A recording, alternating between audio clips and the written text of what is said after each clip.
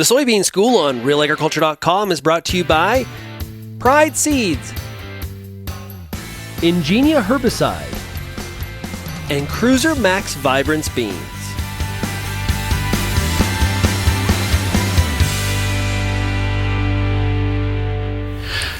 All right, joining us here on the Soybean School on Real Agriculture, we're pleased to have Harold Brown, Technical Service Specialist with BASF. And Harold, we're standing in a soybean field that is currently in the process of emerging. Some rows are up, some are just peeking out of the crust in the soil.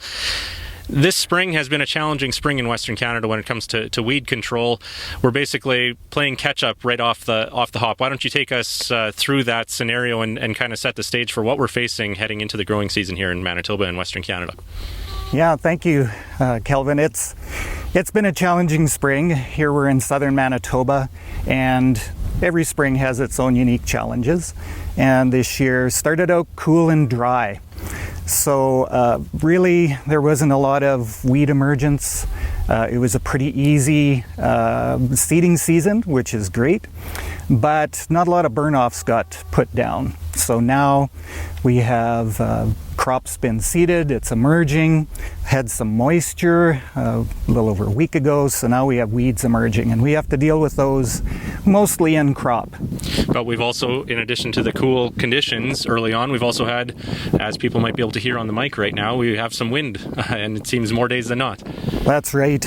Wind, as well as now we're into a hot spell. We had frost a week ago. Fortunately, these beans were tucked away in the soil and didn't get hit by that. But now we're in a hot spell into the 30s and windy conditions as well. So it's making a bit of a challenge for growers to know when to spray. Okay, so that means spraying early in the morning, late in the evening kind of thing? Yeah, the heat of the day is challenging, as you can, if you're up over 28 degrees, you can get additional crop injury, as well as plants start to shut down. And if plants are shutting down, they're not as effectively controlled by the herbicide. So if you look at some of these, for example, in this extend field, there's several options that we can get into with weed control. And you can get in early and use some products, dicamba, that can control these weeds, particularly ones that are Group 9 and Group 2 resistant, like kochia, and other tougher to control weeds in this hot, dry conditions like lamb's quarters.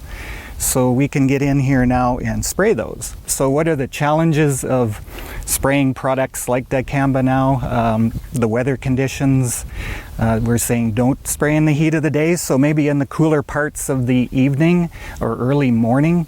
And that's really good, although you can have some challenges with inversions, etc. So there's not a simple answer, and as well as the spectrum of your weeds as well. Can you delay spraying? Maybe the best thing is delay spraying if the weeds are really small till after this hot weather has gone by. If they're a little more advanced, maybe you can't do that. I've heard some questions about crop staging and whether it's okay to spray the beans when they are just peeking through the crust. Right. What do you recommend there? Well, you have to be careful with different product labels to make sure that you're following the label, particularly for some herbicides. But for example, with Ingenia, it's complete soybeans, the Extend soybeans are completely tolerant pre-seed through emergence up till more mature stages. So there's a lot of flexibility there. Okay. You mentioned kochia and lamb's quarters. What are you seeing in terms of weeds that are prevalent this year given the conditions we've had? Yeah, those are good ones to hit because probably early on lots of lamb's quarters I've seen, and in this field we've seen some kochia coming through. Now with the heat, the more warm loving weeds like red root pigweed, for example.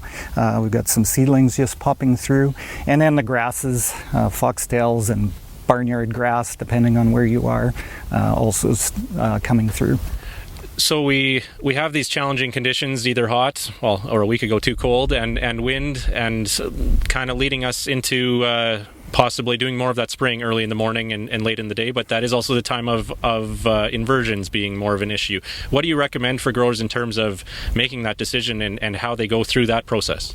Yeah, it's really important. And one thing we put together is on our website, besides a stewardship section on our website for Ingenia, for example, we also have a spray tool that is really useful. It will help predict through the day prevailing winds, as well as the risk for inversions, and highlight those, in the safer times of the day or parts of the day to avoid.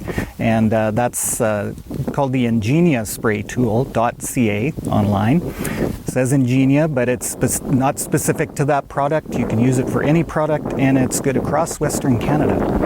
Well, I think we forgot to check about the wind before recording this, Harold. Yes. Yeah, it's a beautiful warm day. A little breeze is kind of nice to keep us cool. Certainly, yes. Thanks for your time, Harold. Thank you.